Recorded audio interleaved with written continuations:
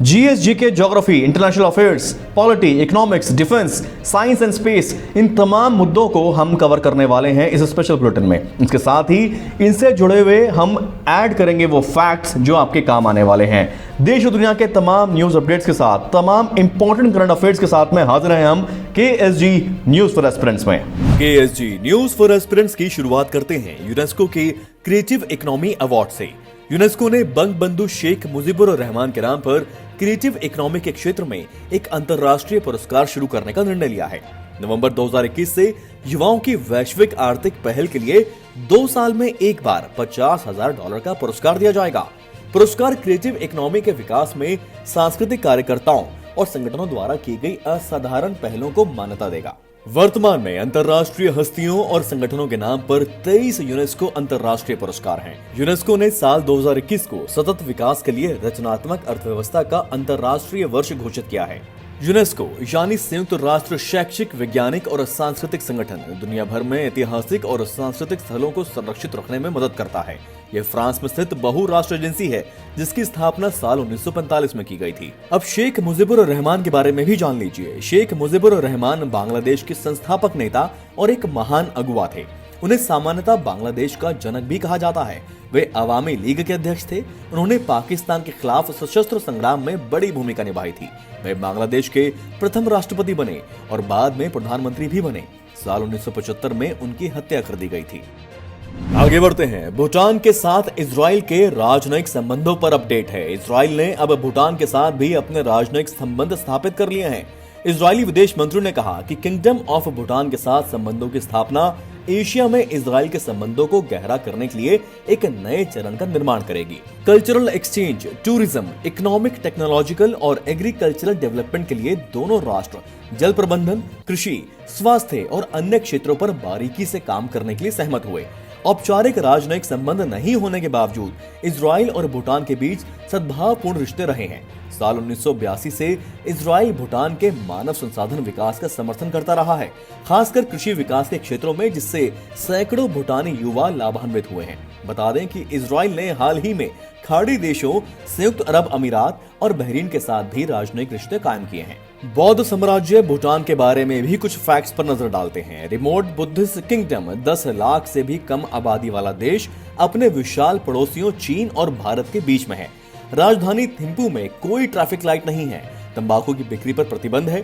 Television को साल 1999 में अनुमति दी गई थी। तीरंदाजी की प्रतियोगिताएं राष्ट्रीय स्तर पर बहुत ही ज्यादा लोकप्रिय हैं। थंडर ड्रैगन की भूमि में मुख्य समस्याएं हैं भ्रष्टाचार, ग्रामीण गरीबी, युवा बेरोजगारी और आपराधिक गिरोह। भूटान को अपनी सांस्कृतिक और राजनीतिक स्वतंत्रता पर गर्व है। इसके कुछ 50 देशों के साथ राजनयिक संबंध भी हैं, जिससे विस्तार देने के प्रयास तेज हुए हैं। राज्य 1971 में संयुक्त राष्ट्र का सदस्य बना था। भूटान का संयुक्त राष्ट्र सुरक्षा परिषद में 5 स्थायी सदस्यों में से किसी के साथ भी राजनयिक संबंध नहीं है। भूटान सकल राष्ट्रीय खुशहाली की सूची में बेहतर स्थिति में है।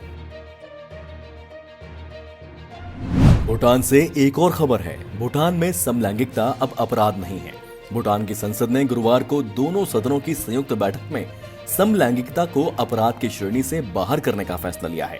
इससे पहले भूटान में समलैंगिकता अपराध की श्रेणी में आता था और दंड संहिता की धारा 213 और 214 के तहत इसके दोषियों को सजा दी जाती थी। समलैंगिकता को अब तक अप्राकृतिक सेक्स के तहत रखा गया था। समलैंगिकता को अपराध के दायरे से बाहर रखने के बारे में कानून पर भूटान के राजा की मोहर लगनी बाकी है। राजा की सहमति के बाद ही समलैंगिकता कानूनी हो जाएगी। भूटान की आबादी करीब 8 लाख है और यहाँ कुल आबादी का अधिकांश हिस्सा बुद्ध धर्म को मानने वाला है। इस पहल के बाद भूटान समेत कई एशियाई देशों में LGBT कम्युनिटी को लेकर प्रतिबंधों को खत्म कर दिया गया है। भारत में समलैंगिकता को साल 2018 में अपराध की श्रेणी से बाहर किया जा चुका है। नेपाल में अगले साल राष्ट्रीय जनगणना के समय पहली बार LGBT कम्युनिटी की आबादी की गिनती की जाएगी, ताकि उन्हें शिक्षा और स्वास्थ्य की बेहतर सुविधा उपलब्ध करवाई जा सके। अब सैन इसिड्रो मूवमेंट की बात करते हैं। इसकी खबरें लगभग हर क्रेडिबल मीडिया हाउस में चल रही हैं। कम्युनिस्ट शासन के तहत क्यूबा में 6 दशकों से भी ज्यादा समय से ग्रेटर फ्रीडम ऑफ एक्सप्रेशन की मांग करने वाले कलाकारों और कार्यकर्ताओं द्वारा एक अभियान तेजी से सुर्खियों में आया है। मूवमेंटो सैन इसिड्रो या सैन इसिड्रो मूवमेंट, जिसको शॉर्ट में MSI कहा जाता है, इसे कलात्मक कार्यों के राज्य सेंसरशिप का विरोध करने के लिए 2 साल पहले शुरू किया गया था और अब कैरेबियन राष्ट्र के भीतर और बाहर दोनों जगह क्यूबा के असंतुष्टों के लिए एक मंच बन गया है। सितंबर 2018 में आंदोलन शुरू हुआ जब क्यूबा सरकार ने डिक्री 349 को लागू करने की पहल की, एक कानून जिसने देश के सांस्कृतिक मंत्रालय को सांस्कृतिक गतिविधियों को प्रतिबंधित करने के लिए शक्तियां दी, जो सरकार द्वारा मंजूर नहीं की गई थी।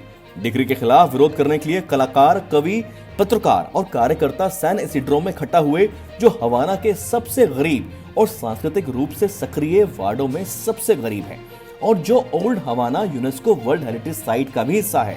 ये भी समझ लीजिए कि क्यूबा और अमेरिका के बीच साल 2015 में एक ऐतिहासिक सौदा हुआ था, जिसके प्रावधानों में था कि क्यूबा के शासन को वॉशिंगटन के साथ द्विपक्षीय संबंधों को खोलने के बदले में क्यूबा को अपने लोगों को ज्यादा इंटरनेट आजादी की अनुमति देनी चाहिए।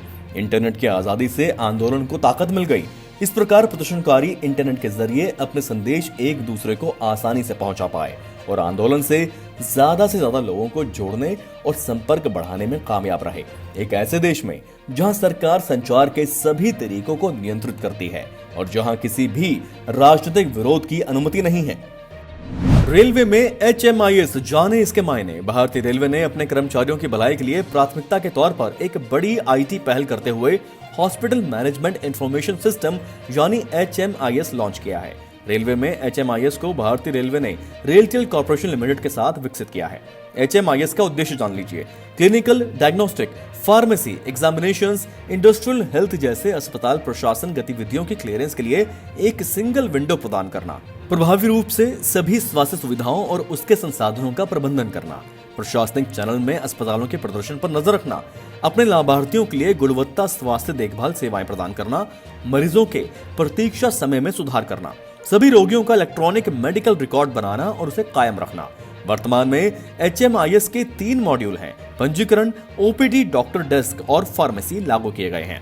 ये तीनों मॉड्यूल केंद्रीय अस्पताल लालगुडा में परीक्षण के आधार पर लागू होने जा रहे हैं और SCR पर सभी स्वास्थ्य इकाइयों में धीरे धीरे लागू किए जाएंगे। अब social entrepreneur of the year award की बात करते हैं। अशरफ पटेल ने हाल ही में श्वाब फाउंडेशन और जुबिलेंट भारतीय फाउंडेशन द्वारा स्थापित social entrepreneur of the year award जीत लिया। एक समारोह में यह पुरस्कार minister of women and child development and textile Smriti Irani द्वारा दिया गया। अशरफ पटेल परवा एंड कम्युनिटीज यूथ कलेक्टिव के सह संस्थापक हैं।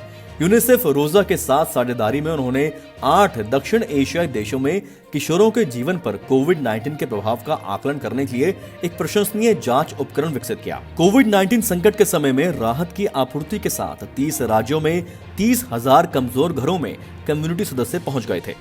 इकोनॉमी से जुड़ी एक और खबर की बात करते हैं। देश के GI टैग प्राप्त हस्तकला और खिलौनों को क्वालिटी कंट्रोल स्टैंडर्ड मार्क से छूट मिल गई है। अब कारीगरों को BIS से स्टैंडर्ड मार्क लेने की जरूरत नहीं होगी। खिलौनों की बिक्री और निर्यात के लिए भारत को एक वैश्विक विनिर्माण केंद्र बनाने के PM मोदी के विजन के तहत उद्योग और आंतरिक व्यापार को बढ़ावा देने के लिए DPIIT ने एक व्यापक कार्य योजना तैयार की है। अब DPIIT ने खिलौने quality control second amendment order 2020 से रिलीज कर दिए गए हैं। ये आदेश अगले साल 1 जनवरी से लागू हो जाएगा। ये GI टैग प्राप्त खिलौना उद्योग को संजीवनी प्रदान करेगा। इससे आत्मनिर्भर भारत अभियान में बिना किसी तकनीकी परेशानी के अब सामान्य खिलौना शिल्पी भी अपने उत्पाद को लोकल से ग्लोबल करेगा। खबरों के सारांश में आज के लिए इतना ही, लेकिन खबरें इसी तरह जारी रहेंगी और आपको अपनी तैयारियां भी जारी रखनी है। लगातार हम लोग ये वीडियो बना रहे हैं बहुत मेहनत से, जिसमें पत्रकारों की टीम भी है, फैकल्टी की टीम भी है, रिसोर्सेज की टीम भी है और ये आपके लिए बना रहे हैं हम, ताकि आपका समय बचे, आप अपने समय का सही उपयोग कर सकें। वीडियो आपको अच्छी लगे तो लाइक करना ना भूलें और चैनल को सब्सक्राइब अवश्य कर लें, ताकि कोई भी इंपॉर्टेंट वीडियो आपसे मिस ना हो जाए। नमस्कार, बेस्ट ऑफ लक।